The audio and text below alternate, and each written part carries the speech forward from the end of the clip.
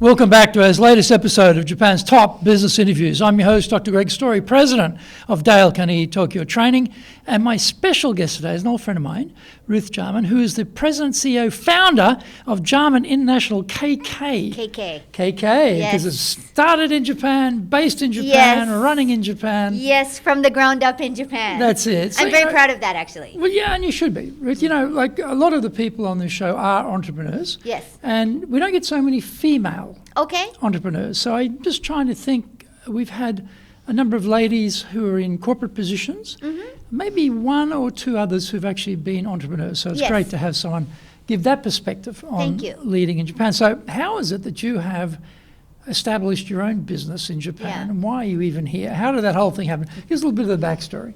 Well, it's kind of interesting because I originally came here in 1986, 87 to study Japanese in Nagoya at Nanzan University. And so that I had why Japanese? Yeah. Why Nanzan? I had felt connected to Japan from basically day one because I grew up in Hawaii. So all of my friends in Hawaii are, Japanese background. Like all my friends had names like Yoshida-san, and now I say Yoshida-san, but at the time it's Leslie Yoshida. It's Yoshida. It's Robert Shimabukuro. But I mean, we would watch Japanese TV shows when we were little. A lot of my friends in high school would come to Japan for like modeling during the summer, and they'd come back with the magazines that they were in, and I just, oh my gosh, it's so cool. And people in Hawaii have a very good impression of Japan. They feel very connected to Japan. So after I went to school, I ended up going to school in Boston. And in my major, I went to Tufts University, and they require that you pretty much master some other language besides English.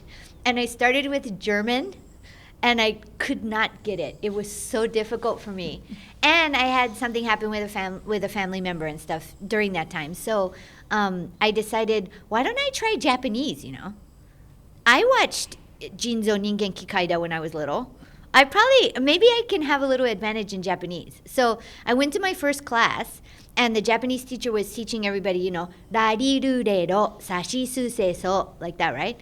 And I was the only one in the class who could actually say rariru-re-ro, like right from the beginning. Everybody else was having trouble rolling their R's. That would have been me when I started. Okay, so then my teacher was like, Lucy, kekko ii kanji janai desu ka? Mimi ga ii ne? Like you have a good sense for the sound. The sound, the tone, And I was like, wow, I'm actually good at something. I had always felt so stupid at Tufts because everybody else was so smart. I didn't even know how I got into that school. But I felt like, okay, well, here, maybe I have a little advantage in Japanese, so let me go with this. And that's what brought me to Nagoya. And do they had an exchange program with Tufts and Nanzan, did they? Yeah, so Tufts had an exchange program with Nanzan as well as Sophia University in Tokyo. Because that's where I went. I went to Georgie. You did. And I was thinking, well, I want to get away from places where there's lots of English because if I don't get this Japanese, I'm not going to be able to graduate with this major, international relations. So I went to Nagoya, had a homestay, absolutely loved it. Had my first Japanese surfer boyfriend, which was great, and that gets you very connected to a country as well. I sort of got conversational Japanese by the time I went back to university for my senior year. They actually had to make a new class for us, the ones that had gone to Japan to study abroad. Right. So I was at the point where I could usually say what I was trying to say. It wasn't business level yet, but I could usually say what I was wanting to say. And one morning in the university cafeteria for breakfast, I was reading the Tufts Daily, which is the school newspaper, which is obviously totally in English, right? On the right-hand side at the bottom, this leads into everything else my whole life until now. On the right-hand side at the bottom, in big hiragana letters, it said, これを読むことができましたら、面接に来てください。If you can read this, please come to an interview by Kabushiki Gaisha Recruito, so recruit. Oh, wow. And I was like, I can read that. I can read that. So I decided to go. The girl that interviewed me, she was like 3 years older than me. She was also from Nagoya. And I thought, whoa, if there's a Japanese company that's sending a 25-year-old woman to a different country, she didn't really speak English very well, giving her a chance like that, I'm interested in that company, I thought.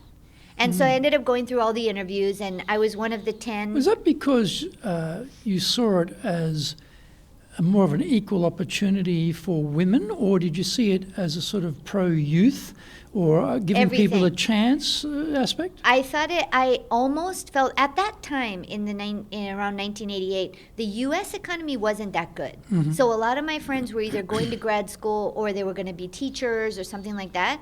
The corporate world was kind of like banking, financial stuff was good. But if you didn't want to do financial things, it was kind of like teaching or graduate school. It was rocking over here, though.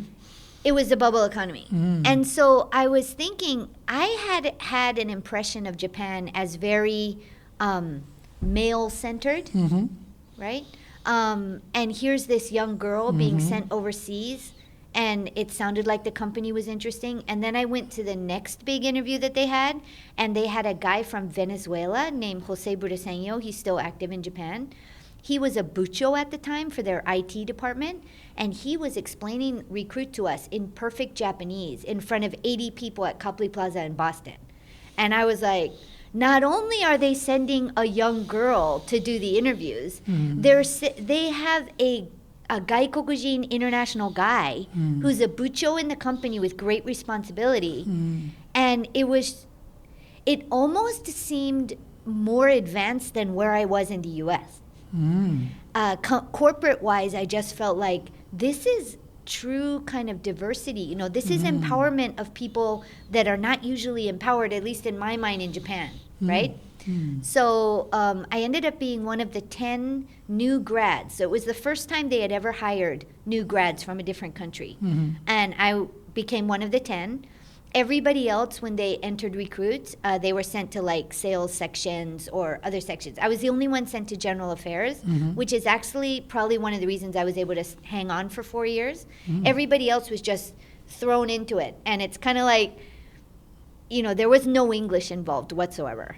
And so all of us, straight out of college, suddenly having to sink or swim with all these Todai and Waseda and everybody around us as a shinjin, no special treatment at all, which is not a complaint. I'm so grateful for that. But in that kind of sink or swim environment, some of the other people, most of them ended up leaving after about a year or so. And a couple of us stayed, and I ended up staying 4 years. Best fundamental basic experience for business in Japan I could ever have desired, but it was really, really hard. What was hard? Just feeling like you're suddenly back in preschool, So what does that mean? My thinking about entering a company, and I think this is a point that everyone has to think about as you're starting to lead Japanese people, is that many of us from overseas feel like we have to hit the ground running, and we immediately have to, create results somehow.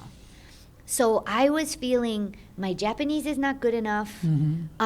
Nobody I was working with had ever had an international friend before. Nobody spoke English. It was just sort of like, now you need to become Japanese, and you have to. No one realized that that's what the ask was. But it was sort of like, you now need to understand immediately all the background of a Japanese new recruit.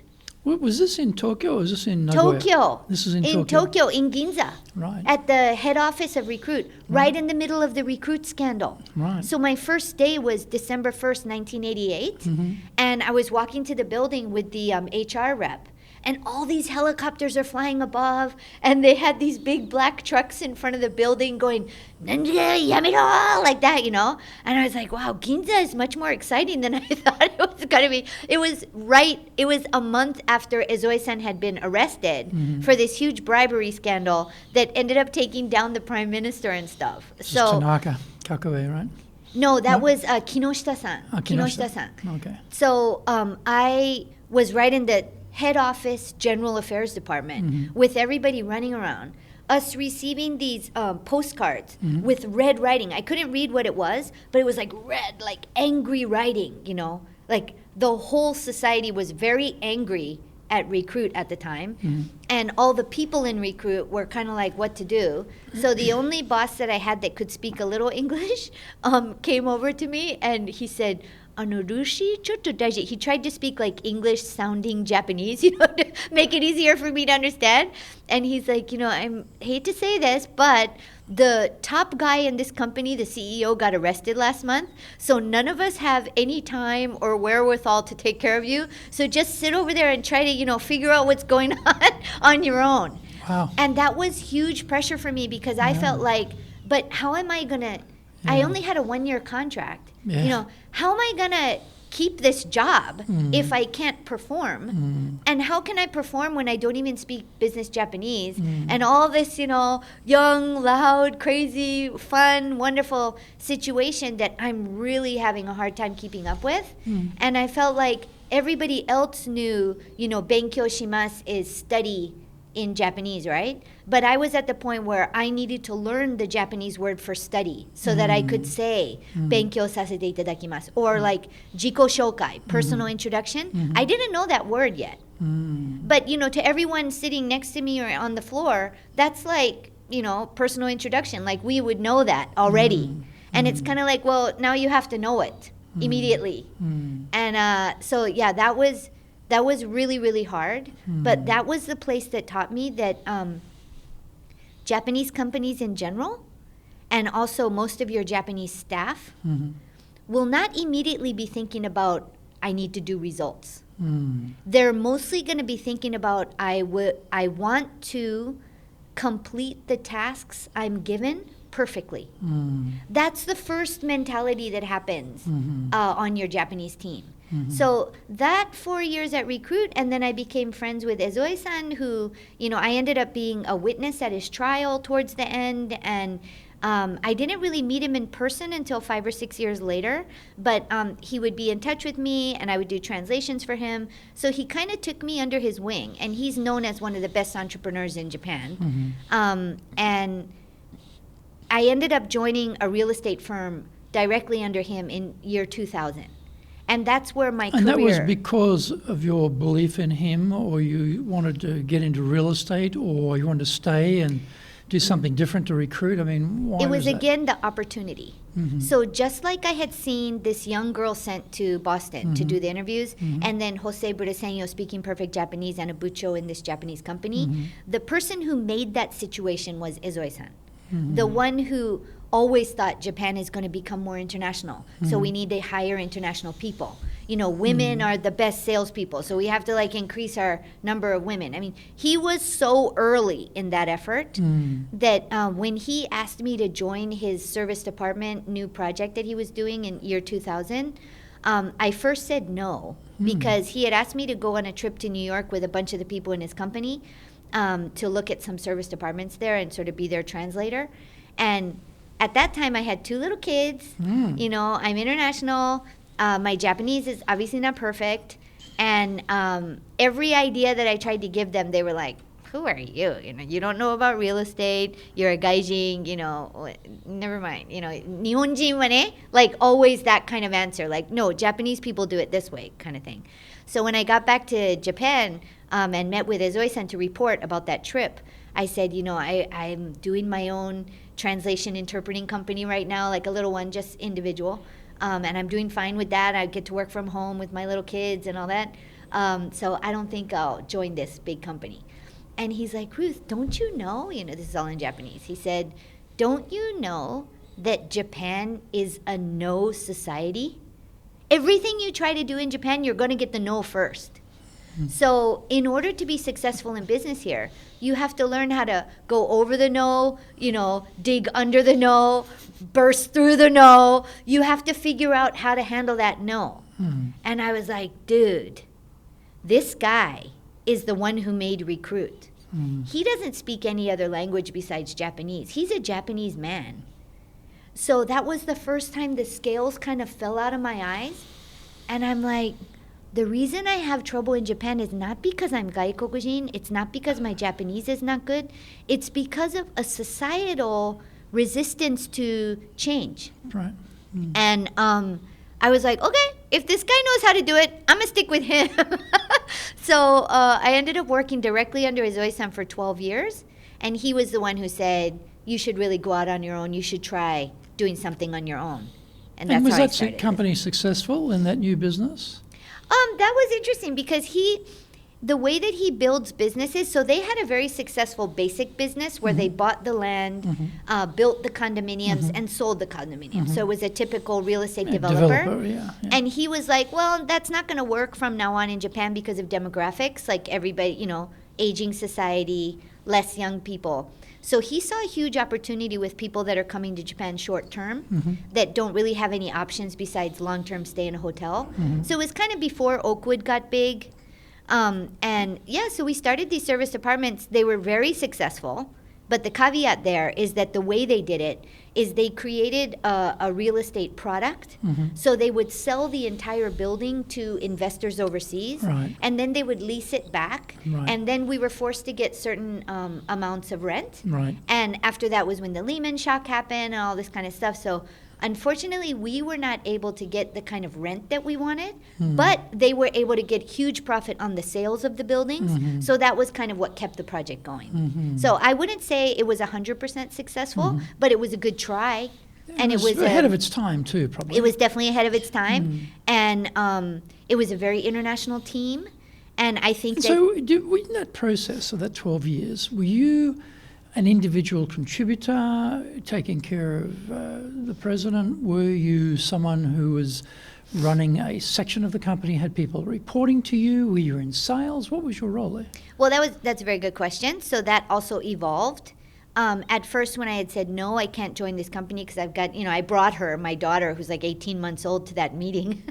And she was like patting Ezoe-san's legs and stuff. She's very friendly.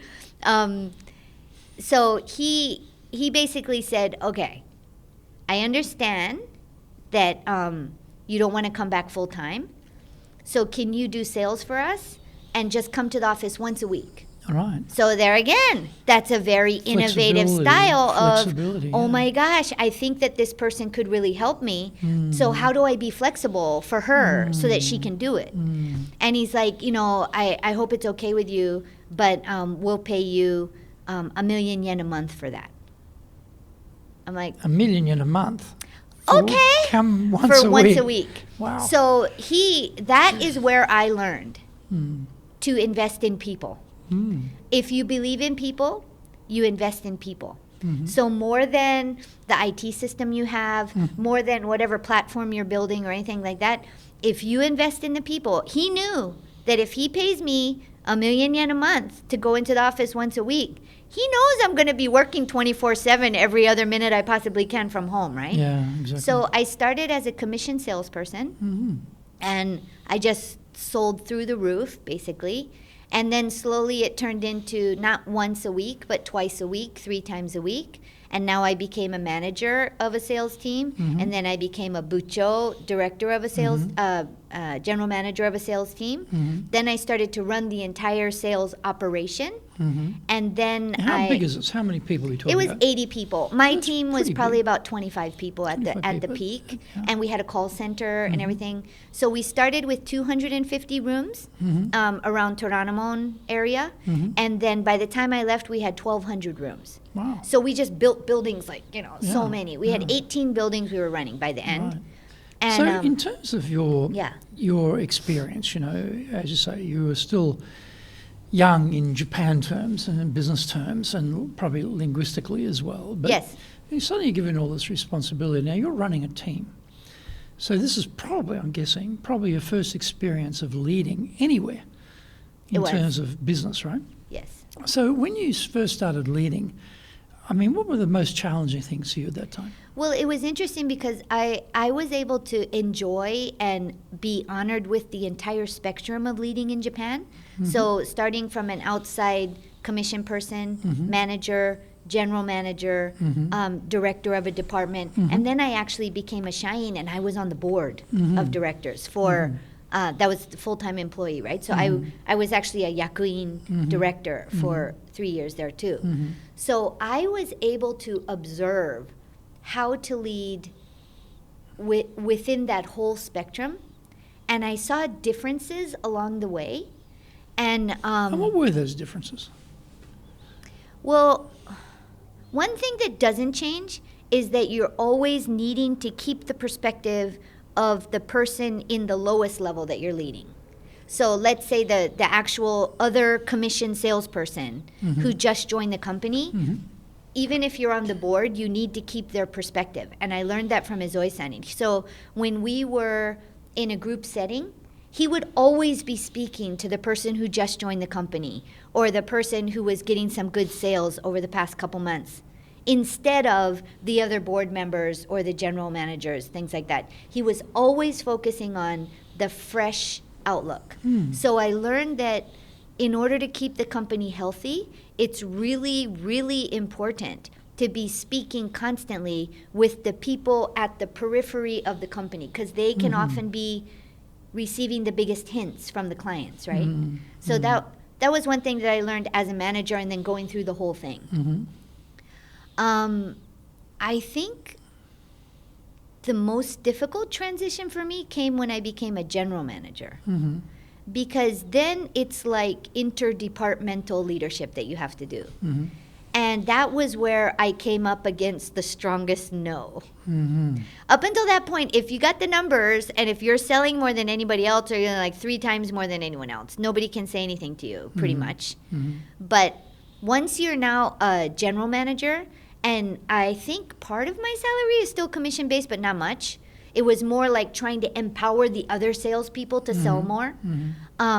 That's when I had to deal with all the in-house, in Japanese it's the gyomubu, like that handle all the contracts, the accounting section, the PR section, the call center.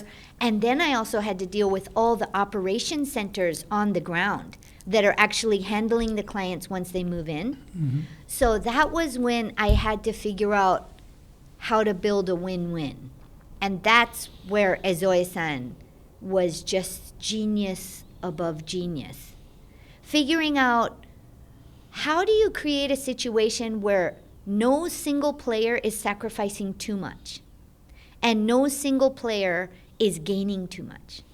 So let's say we need to change the contract. Or at that time, we weren't accepting payment by credit card yet. And a lot of people wanted to pay by credit card from overseas. And there was this whole like risk aversion thing going on. And, how do you make sure that it's really the person, that's applying for this? And trying to walk that important line, I think, in Japan for everybody, for all of us trying to lead, is like, risk aversion is a really good thing. That's a really good thing. So how do you empower the risk aversion and still try to break some barriers and make changes? So the general manager position for me was the most difficult leadership role.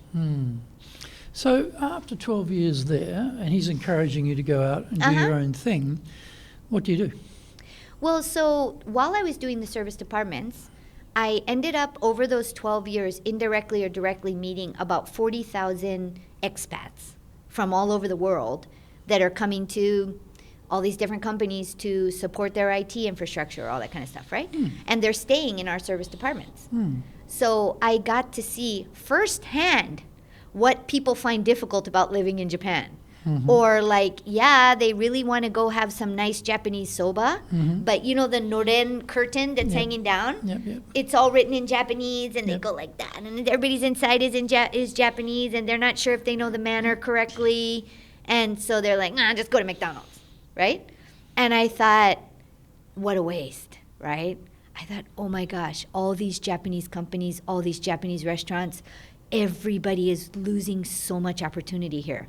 Because the only growing market in Japan is the international community. That's the only growing market. Everybody else is getting less and less.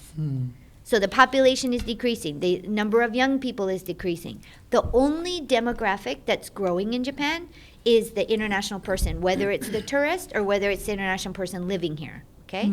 So I thought, oh my gosh, all these rich people that stay in our service departments, they're all going to Hard Rock Cafe, or they're all going to McDonald's, you know? They're buying Coke instead of course, Coca-Cola. Yes, I support them. But they're buying Coca-Cola instead of trying the Japanese tea because they can't recognize that brand and they can't read what's written on the PET bottle.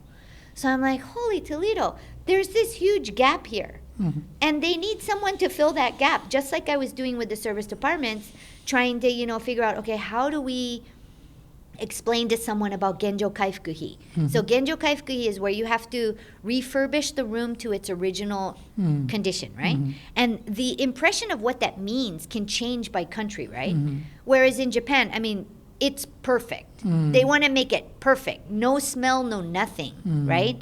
So it can be extremely expensive to return the apartment to its original condition. So we would make sure when we're explaining the contract that we would explain like how much a typical repair guy in Japan costs. And we would also make sure with the corporate, are you going to foot the bill for any kind of refurbishing? No, they don't usually do that. So we would very much explain to the person moving in, you know, if any damage happens to the room, you're going to have to foot the bill. The company's not going to pay for it. And it'll be a big bill too. Yeah, and lo and behold, people take care of the room really well once they know that. So it's kind of like there's already all this wonderful information. There's already all this wonderful content in Japan. But the international visitors, including people like you and I who've lived here for a long time, can't access it for various reasons. So why don't I help all these great Japanese companies access this new and growing market? So that's how I started. These Japanese companies are small businesses. I'm imagining they're thinking, no, because foreigners are mendokusai. Foreigners are a problem. Yes. They don't speak Japanese. They don't understand customs. They don't know what to eat. They disrupt the harmony of our existing Japanese clientele. So, Ruth, thank you very much, but no thank you. So I'm imagining that was some of the reaction you got. Well, yeah. So in the beginning, when someone says that, first of all, I probably wouldn't have met them anyway, because usually I'm going to meet somebody who is kind of open to the idea. And, you know, if it really is well, why would that be? Why would you only be able to meet people who are open to the idea? How was your discovery process to find those people? Woo, we're getting into some secret sauce here. Anyway, so with the people that say that, first of all, I would just say, okay, great, best of luck to you. And if you notice that you need my help later, please, you know, contact me, because I would love to help you. And I think what you have is a great offer to the international group. All right, so how do I get to the people that are interested in this concept?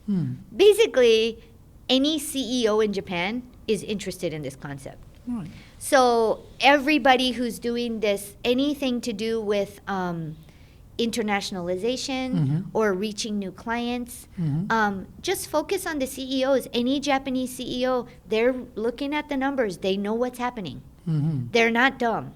So they know what's happening. So what you say is, let's start building a shinki kokyakuso, a new group of clients. So let's wind it back a bit, because you're talking about secret sources, go straight to the CEO. Yeah.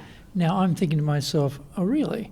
Because getting access to the CEO in Japanese companies, particularly, not very easy. Okay. And there's lots of blockers, and there's lots of stages you've got to go through to get there. And then often they don't make the decisions anyway. Someone at the bottom is doing all the due diligence. Like, it's a very complex decision-making structure here. So, you know, how did you work your way around that? I would slightly tweak what you just said, because I think that there is an order from top down. The nuts and bolts are done by the lower down person, but the one who decides the direction for the company is usually the CEO or that board. It depends if you're going after a publicly traded company or not, right? Yeah. So what I do is I join Japanese organizations. So the reason why you don't see me much at the ACCJ, I mean, I try to go as much as possible, and I definitely don't hang around the Tokyo American Club much. I'm not a member there. So I've sort of developed my network within the Japanese business world. So when you talk about that, are we talking Tokyo Chamber of Commerce? Are we talking Employers Association? What are we talking here? Are we talking different groups? So, okay, I'm in a little bit of a different position, and I'm very grateful for this, is that I've always worked at Japanese companies, and I was mentored by Ezoe-san. Mm-hmm. So through that, I think that's where it kind of started, like on my LinkedIn account and things. I'm very much connected with a lot of Japanese people. Mm-hmm. So I very much value, let's say some Japanese person says, ちょっと相談あります. If there's some kind of sodan or some question that they have, I always try to be open to that because that's usually the start of something. What I notice is that a lot of us internationals have this vision for how things are going to be, and we often try to rush it too fast, and that means we're not open to the like real ground-based kind of stuff that comes our way, and I think a lot of us miss opportunities because of that. So Tokyo Chamber of Commerce to me is a little too large. Okay. So what I do is, so let's say I have one client that's a Japanese client. Like one of my big clients is Yamato Gokoro. It's a small sort of agent that does a lot of projects with different prefectures. So anytime they invite me to anything, I will go. Like that becomes number one priority. Right. So I'm there doing meishi exchange with other Japanese like-minded business leaders. And then the other thing that I would definitely recommend, well, I mean, I was going to talk about this a little bit later about how to empower your employees, but around 2012, just when I went out on my own, I had an opportunity to You got to show the camera there, Ruth. Yeah. Tell us what are we looking at? Explain what we're looking at. So I had the way that this started, and I noticed that you have all these books here too, but books in Japan can be your best sales pamphlet, right? So, and your best self-introduction. So, right around the Lehman shock, one of my senpais from Recruit, one of my seniors from Recruit, who was the head of marketing at Recruit while I was there in the bubble times, he came to me and he said, I'm thinking independently of starting this new magazine to encourage Japanese people with all these different people writing articles in the magazine. Would you write an article about what things you like about Japanese people? And I'm like, Higashi-san, if I used all the paper in the world, it still wouldn't be enough paper for me to write what I like about Japanese people. And he's like, okay, could you write that then? Because it was right after the Lehman shock. Japanese people were feeling not very confident about the business environment. What can we be confident about right after the huge disaster? And Japanese have a real curiosity about what foreigners think about them. So and that's not a new concept. That's been around for a long time. But you know what's a new concept? Yeah. The positive part. Yeah. Well, no. Well, that's probably true. But I'm thinking, Greg Clark with his unique Japanese, unique Nihonjin Ron, he made a fortune out of that. Yeah, that was good. Back in the day, So in this situation, I just started writing these articles, and he's a fantastic editor. So I wrote articles for 2 years, and at the end, right when I was leaving Space Design, which was the company I was doing real estate with, he sent me a gift of a little magazine that was a compilation of all the articles I'd written. And he titled it, Rusi ga suki na Nippon mitaina, something like that, like the Japan Ruthie loves or something. And he gave me 1,000 copies. Wow. What am I going to do with 1,000 copies of this little book? So it was right at the end of the year, so I figure I'm going to send it out as my Nengajo, my end of the year greeting. Nice. So I sent it to everybody. It was a big investment because it's expensive for the postal, right? Postal, right. But in that group of 600 people I sent it to was a publisher. And the publisher was like, this is a really important message. We need to make this into a book. And that became this book. This actually is the 6th one, so this is a compilation of the first 2. Right. But anyway, so having a book published in 2012, just as I was starting my company, got a lot of people interested in what I had to say. So I got asked to be in the speaking circuit for Naigai Josei Chosakai, which is under GG Press. I also was asked to be in the speaking circuit for Kyodo Press. So I would go all over the country. Probably the first couple years, I must have done over 200 speeches about the book, all over the country at these tiny benkyokais. So at every benkyokai, you have the business leaders of that area. So I was able to directly interact with a whole bunch of Japanese business leaders, and that's where I realized the key people in all of our sales efforts are the CEOs of non-public companies. Yeah. Once you start getting in with them, then you start getting into the listed companies. But the listed companies, like you said, are often too large to make decisions about a company like me. Yeah. So the Chusho Kigyo, the SMEs, business leaders, those are usually the most connected people in that area. And they are usually super connected with people in Tokyo. So via that way, you're able to get introductions to the ones that are the decision makers. If you want to be successful as a leader, do the Leadership Training for Managers course. All companies need people who can both manage and lead. Leading people screams out for real skills in communication, dealing with all different types of people, being excellent at innovation, planning, delegation, handling mistakes, doing performance reviews really well, and inspiring and motivating the team.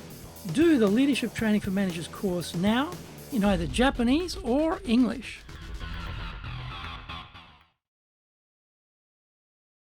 Are you doing business with Japan? Do you really know how things work? Japan Business Mastery provides the answers. Do you have the right networks and know how to create them?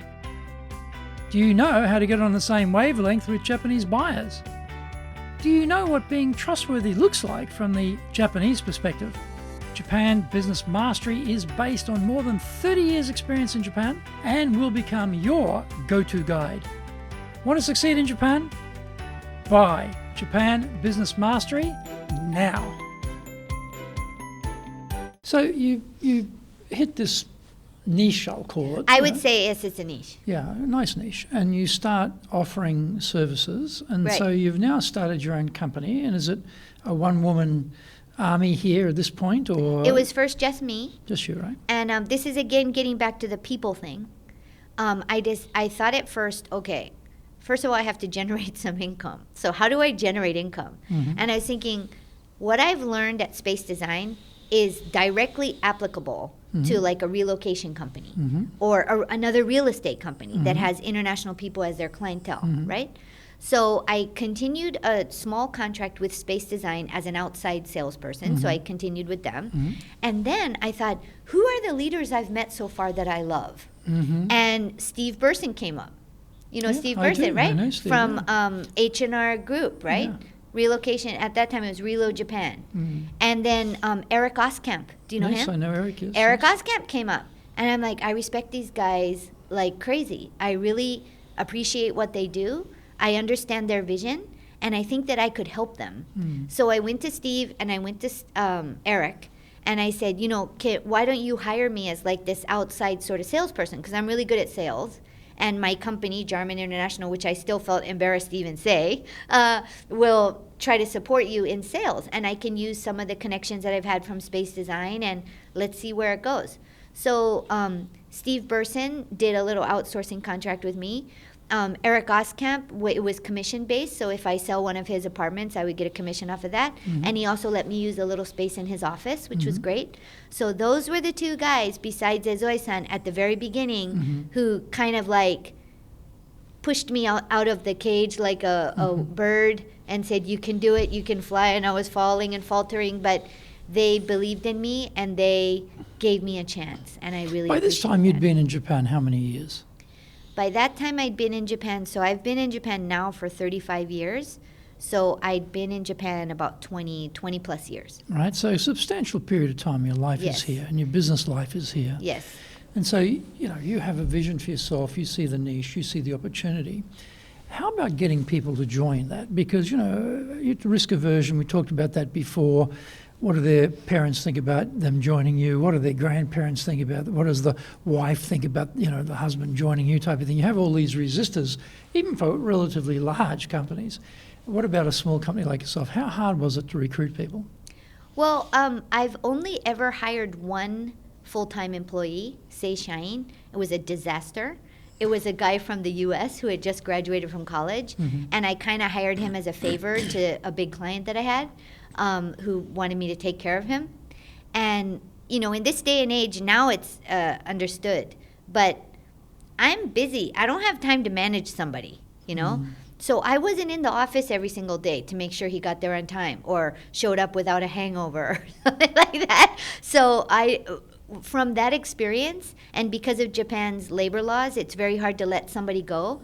And Ezoe-san's judgment of people was always super fast, and I always thought, no, that's not good, you shouldn't do that. Like, he would call me in and say, okay, I spoke with this person yesterday, they're out, And I'm like, Ezoe-san, you can't fire somebody after the third day they've worked here. And he would always say, they don't have good communication skills. That was his number one thing. And he was not prepared to spend time and money developing those communication skills. He wanted a already complete unit. Well, because he kind of felt like it's something that they should have after going through college. They should have gotten to the point where they can express themselves well. Or if they're a chuto saiyo, midway higher, right? Mid-career higher. Yeah. Mid-career higher. And so my first experience, I'm glad that I did it because it helped me get this really big job that I had. But that was a disaster. So what I started to do is basically I need accounting help, right? And I need a little help running some projects. So it starts to grow that you realize this is not, you can't do it all yourself, You're right? outsourcing it, basically. So this is a trick of the trade that I share with everybody that I would like everyone to try, is that one of the biggest latent human resource jewels that we have in Japan are stay-at-home moms, Japanese moms. Now, I agree with that. The problem is, how do you get hold of them? How do you hook into this wonderful resource that's wanting to... Got you on that. Yeah, wanting to work. Doesn't want to work full-time, but want to work. So you've got this sort of disconnect between the two. So what's the answer here? And also from the employer's point of view, you don't know if they're good or not unless you start working with them. So what I did, I've sort of honed this along the way. So I didn't do it right from the beginning, but sort of. Or I was doing it and I didn't realize I was doing it. So one lady that was a friend of my sister's could kind of do accounting. So I said to her, she was not a working mom, or she was not a stay-at-home mom. She was kind of in between jobs or something like that. But she spoke English. So one of the really big points about this is that a lot of these stay-at-home moms have worked at big companies before, and they speak English. They're really organized. I mean, they know what they're doing. They're so smart, So what I did with her is I said, I just need a little bit of help with my accounting. So maybe 1 month, 20,000 yen, and you just, put my report together at the end of every month, and I have this outside accounting firm that I use, and you can be the liaison with them. Yeah, like a bookkeeper. Yeah, and she was like, okay, 20,000 yen, I can do that. And so it starts at 20,000 yen, and then I see, woo, she's really good at this. So I say, hey, could you add on this task, and now we'll raise it to 40,000 yen a month. So that's what I do with everybody now. So every single person I think that is good, depending on who they are, I'll either start them at, let's say, 20. It's all gyomitaku, so it's independent contractor contracts. And I'll say, okay, so less pressure on them, less pressure on me. We start with some very clear task. And then you're able to see, okay, is this person like a proactive thinker kind of person who kind of will, break the mold and try new things? Or is this a person who's much more comfortable with a clear task, just getting a task done? And that's how everybody started. How many of these farmed out tasks have you got going there? How many people are in the network? Right now I have about 18 people. Right, see? And so of them, the working moms would be about 9 or 10 of them. Right. And I have a digital nomad who lives in UK. And I have any kind of combination. I have another Facebook influencer who's based in Italy, but he has the biggest Italian about Japan Facebook page. Right. So he's an advisor about how to build good social media platforms and stuff.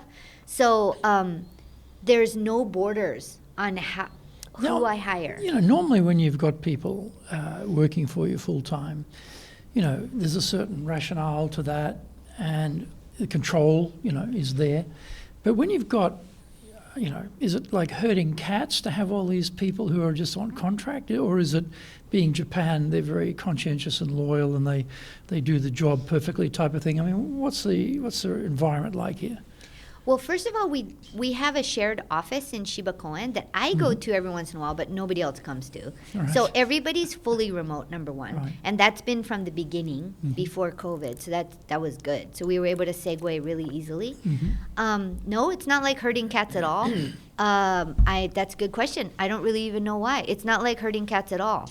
I guess through the process, through the Nima yen, the 20,000 yen, 40,000 yen, gradually going up process, you're really able to learn about the person, what they're good at, what they like to do. Do they like to interact with other people? Do they not like to interact with other people? Are they more like on their own kind of proactive people, or are they, need a team, right? So I guess learning as I go makes it where I know how to manage each individual, and I know how to create the right synergy in teams, and have not had a problem with that at all. So you actually, I think, sorry, maybe it's changed, but I think at some point you had your daughter working. Yeah, my daughter is the digital nomad. Oh, is she? Yeah. So what's that like? I mean, in terms, I'm thinking about, if I try to work with my daughter or my son, how that would go. And I can't imagine that's going to go too well. They don't want to work for dad. I mean, my son was an intern here for a couple of years when he was at high school.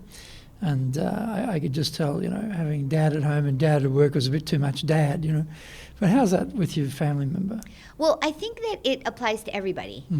First of all, it depends on the family member. So I've worked with various family members, and one was absolute disaster, one was very successful. I also have my son on my board as an unpaid advisor, because he works at Bain & Company, so he totally knows what he's doing, Yeah, so he gives helpful. me good advice. He's helpful.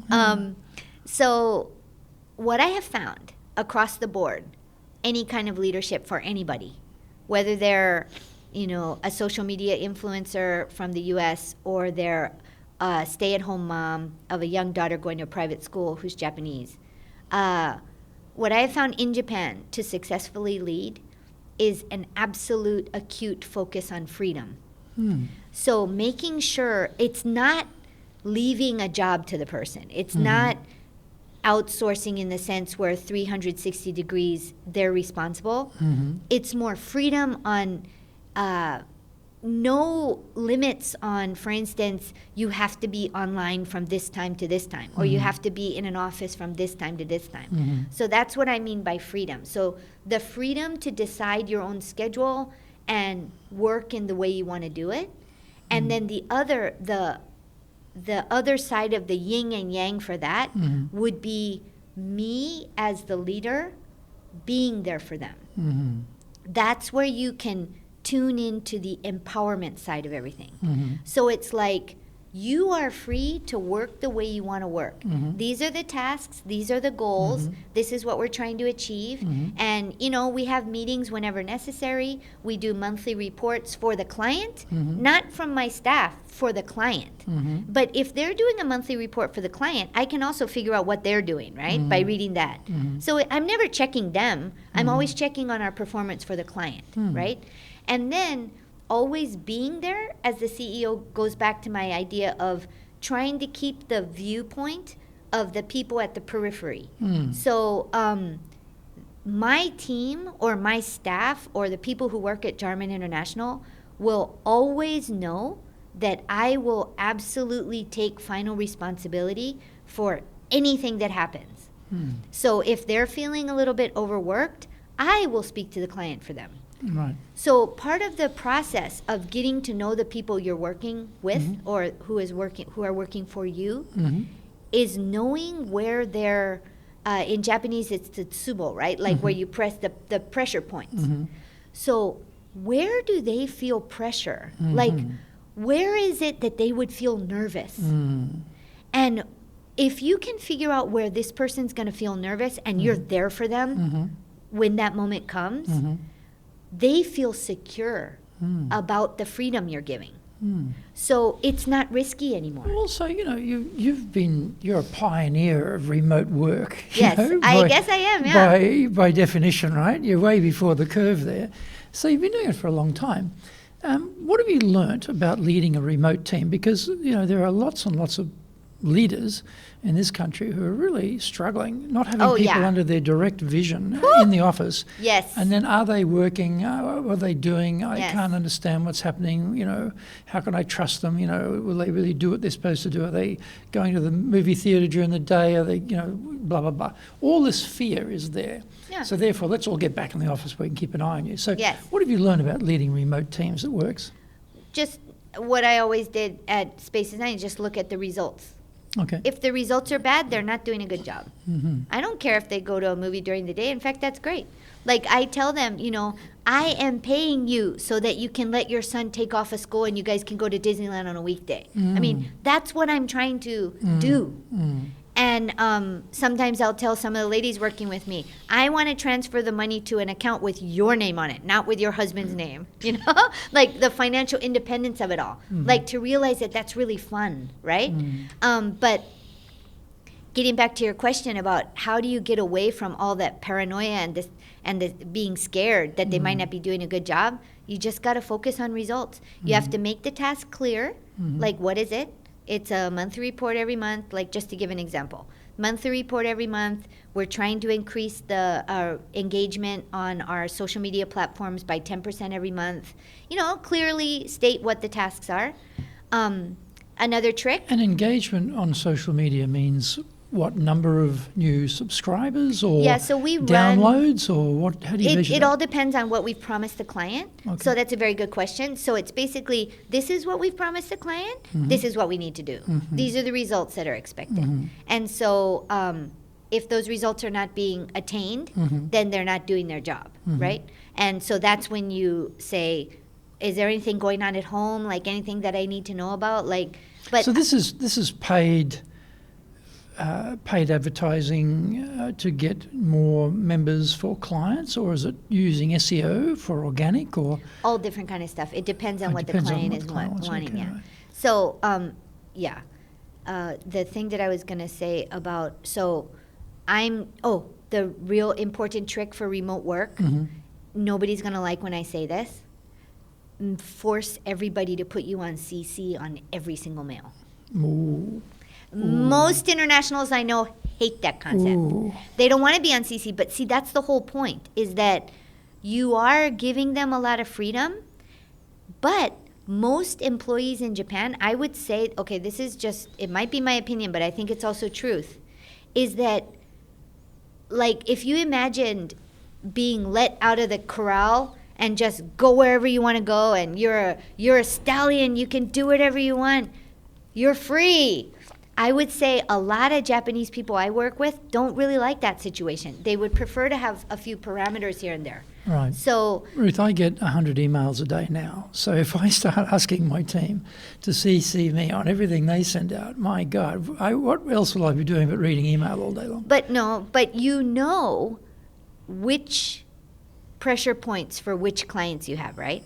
So I don't read every single mail. Okay.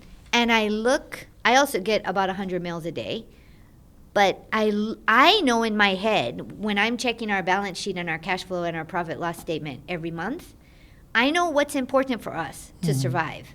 So when I see a subject line that has to do with something I know from the balance sheet is a very important thing, I'll just give it a quick run through. And if it looks like she's having trouble, or if, the relationship might not be as strong as I would think it should be or something like that, I'll give her a call. Or if I see something that's really being done well, I will forward that mail back to her, and I will say, great mail. I love this. You're doing such a great job. So that's another way that you can say, I'm here, I'm noticing when you're giving a good effort.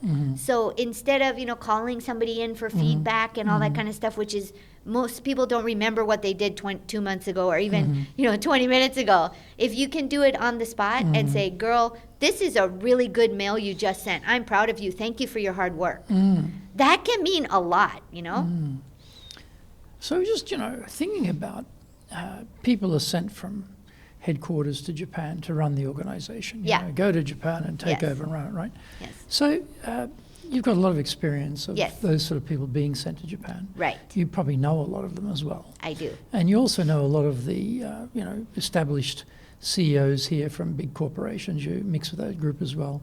So if you think about what would be some advice you'd give someone who's being sent to Japan to run the organization to make sure they can be successful here? Don't talk for the first year. Mm. So every CEO, every board member I've seen that's Japanese that comes into a new management situation, even if they are now in charge, at the meetings, the best one I saw, he didn't say anything for the first year at the board meetings. He would say things later. He would ask the CEO something later. He would do his nemawashi behind the scenes stuff. He didn't want to set himself out there until he understood the dynamics of the company. Well, that's interesting because one of my guests in his particular timing, he had to front a massive town hall of the whole team on the day. Basically, he started, right? And have to give a big talk, give a big speech, boom, right there. In that case, I would do a jiko shokai, like a personal introduction about my background, and then I do open mic, like everybody asks me questions, like ask me what toothpaste I like. Ask me anything, yeah. Any kind of icebreaker thing. Yeah. To develop that. So this idea of you're not having like, okay, here's my vision for the company, here's where I think we're going. No. Don't worry about that. You're observing, you're considering, you're looking at the situation internally, making some assumptions about where we could go and do better, but you're not announcing anything straight up. So, okay, what would be some other advice you'd give? Well, I mean, so if you're in a problem situation where there's an issue and that's why you've been sent over here to fix something, nothing will ever be fixed in a meeting anyway. No. In Japan. So try to figure out, ask your bucho, your division chief, or start listening. Start asking what they think the problem might be. If you're in a listed company, start looking at the emails and the contacts you're getting from stockholders through the website and stuff. Read through those. Just use the first year to just figure things out, I would say.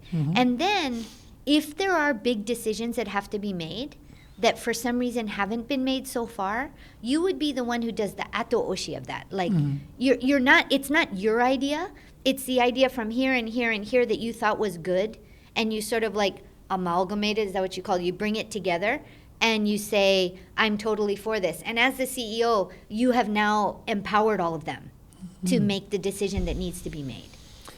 I guess, some people listening to this will be thinking, well, Ruth, headquarters may have some views on me sitting around for a year listening and not producing anything or not being dynamic or not being thrusting, like a typical hard-nosed executive is usually thought to need to be. So the way that you could report back to the head office is you show progress in a different way.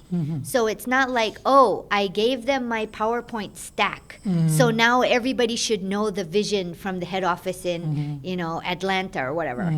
Not that. It's like the stack that we have, I'm slowly sharing it with, maybe they don't like the word slow, I'm carefully sharing it with all the division directors, because what I understand in Japan is that the division chiefs are the ones that have the most influence with the teams. So I'm trying to get them on board first before we make the big announcement. And I guess the general stockholder meetings here are always around June. I don't know when they are in the U.S., but there's all these timing issues that you do have to think about. But not taking a stand the first year is pretty much what I mean. Okay. So apart from that, what other advice would you give them? The other thing I would say is listen, definitely, and never give bad news over the phone. So when you call somebody, you would never be calling them to criticize them for something or say something negative. The only reason you call would be to encourage, say you're doing a good job. Otherwise, they're going to stop picking up. People will not pick up if they're scared of you and they think that what you're going to say is something negative. Well, the younger generation don't seem to want to pick up anyway, regardless of whether it's good or bad news. You see that cultural trend here amongst young people. But if it's good news, though, they will pick up. They will? Okay. Yeah. Right. If it's good news that benefits them. So what you're saying is, if you've got an issue with someone, you do it face-to-face, you do it individually, you do it in private, and you're dealing with it that way. Is that what you're saying?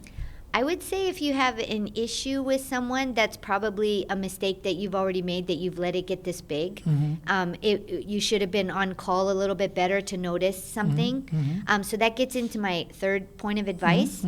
Find a bucho who will be your best friend. That's a division head, yeah. A division head. So, every meeting that you're in, you might have I guess what they refer to as like an assistant or a secretary or something with you often, but that's not your ally. Your ally is a division head. Maybe they speak a little English. The one that seems the most aware of what's going on with the company, that becomes now the one you go to ask after a meeting, because you haven't said anything, right? If you took my advice, you haven't said anything. You've been observing, you've been noticing what they're saying, you're hearing your interpreter, talking. And then afterwards, you would go to the bucho and say, shall we have lunch, or shall we go out for a drink or something? And was there anything that I needed to pick up in that meeting? Because as you know, in Japan, it's all high context communication. I've been here 36 years and I can't do it yet. So I come from a background where everything's very low context and direct. So I can't pick up the error that you're supposed to read. So I usually have a Japanese person who's on my team with me in the meetings, and then afterwards, she will often pick up stuff that I think's reading way too deeply into it. So sometimes I'll say, no, you can act like a gaikokujin in that one, because I think that's reading too much into what they said. But it's really important to get her feedback on what she got from that meeting as opposed to what I got from the meeting, because sometimes it can be totally different. So get a Japanese person who's also in a managing position to be your ally. If you're going to give a definition of leadership, Ruth, what would it be? Giving people freedom and empowerment, but also being there for them. And then the definition of leadership, to me, it sounds really, weird, but I would say I always have in the back of my head, there is nothing more important than the human soul. That's what I always think. This is something that's dawned upon me slowly over the years, but I feel like in leadership, you're dealing with a human soul, right? So how do you strengthen that soul? How do you empower that soul? So, yeah, and for me personally, for leadership, my biggest joy is when I see somebody growing or feeling encouraged or feeling they can do something. So I guess that's been another huge secret of, if I've had any success in Japan over time at all, it's been because of always having a public persona of positivity. Like I said earlier, you never call someone with bad news. On my social media, never going to see anything negative. If I say something negative, it's probably the one time out of 100. But the one time will really matter. So instead of being known as somebody who points out what's not going well, I try to be known as someone who points out what is going well. What can we do more? Because look at how great this is. Let's do more of that. And then later on, when you see something that could be tweaked to make it even better, that's how you would approach a negative side of things. So you'll probably never hear me saying anything negative about Japan. I'm not an idealist saying that everything here is perfect. Of course not. But there's plenty of good here. There's plenty of good in the US. There's plenty of good in Australia, anywhere you go. So focus on the good. I also learned this from Ezoe-san, how to manage people. Focus on the good. Grow what is already good. Ignore all the bad stuff. And oftentimes, if you're focusing on the good, the bad stuff will become less and less obvious. It kind of can go away. And if it doesn't go away, like you said, when you have to deal with it. Honestly, in Japan, I often do it by email. I don't do it face to face because I really want to give the person a chance to think about what I said. In Japan, there's a high value in not giving a quick answer to things. So people really appreciate a little time to think about it and absorb what you said. Yeah. So I will often do something by email in a nice way. and then wait for their response. And then if necessary, we can talk about it directly, but oftentimes we don't. Oftentimes the contract is going to end and they're okay with it. And we never burn bridges. And it's always like, if there's anything any other time, I would like to ask you to help again, but, this time maybe probably not the right, mix. And, not doing it face-to-face. I give bonuses face-to-face. I bet. Cash bonuses in a little envelope. Oh, nice. And I mean, that's tactile. a big deal. That's a big deal. Very tactile. Yeah. Open that envelope and cash money, even if it's only like 40,000 yen. Yeah. Cash money is a different thing, right? It is. Old school. We always appreciate that. Well, Ruth, thank you very much. Thank you so much. Have you talk about your experiences here, and you've been here a long time. You've done many. I mean, we have only tapped the surface of the many things you've done here. We didn't get into your television career. Oh, right, yeah. And you're revitalizing the Japanese countryside with tourism career. But maybe another time we'll get to that. Yeah, and people can look at my website too. Yeah, okay. Yeah. Well, tell us, where's the website? What's the the website it's www.jarman-international.com. Okay, so that's Jarman International. Jarman. Jarman. Jarman. Okay. I mean, if you do any kind of search on the internet, lots of things will come up, so please do it. And hopefully all positive. Fabulous. And show us the book again. Oh, yes. So this is my book. It's written by me in Japanese, so the Japanese is not very difficult. It actually touches a lot upon my experience with business in Japan as well. So I think there's a lot of hints in here for how to be a leader in Japan and, what pressure points are important. So if you want to, practice your Japanese or give this to a Japanese friend or any of your Japanese staff, it's a very encouraging book. Very good. Thank you. On Amazon. Oh, very good. So please join us again for our next episode of Japan's top business interviews.